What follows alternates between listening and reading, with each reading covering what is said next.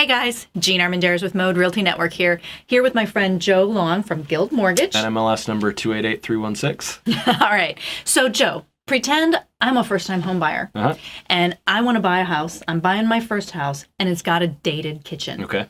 What do I do?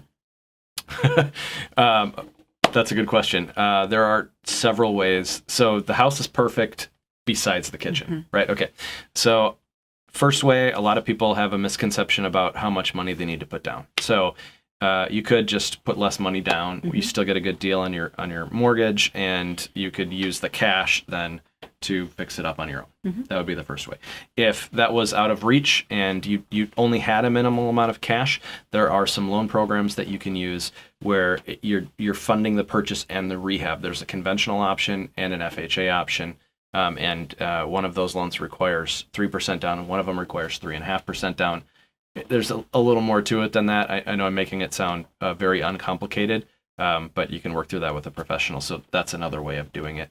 And then if neither one of those routes were to work, you could, there are a number of consumer finance products afterwards. So after you close, contractors will work with you to finance the project, or you can get a loan or a line of credit through a bank to achieve it on your own. So there are certainly ways to take the house that you love that has an otherwise hideous kitchen and make it the perfect house for you.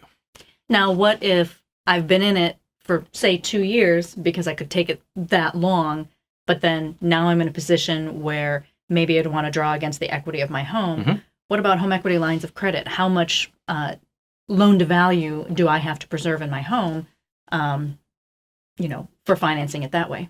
Yeah. So actually you can get to 100% on a line of credit. So the higher you go, generally you're getting worse terms. That's not on home equity lines. That's not true in every case, but generally you're getting worse terms. But if you bought the house for $200,000 and now you think it's worth $220,000 and you owe $180,000, theoretically you could access that $40,000 and you can have a pretty nice kitchen for $40,000. Yeah, you can.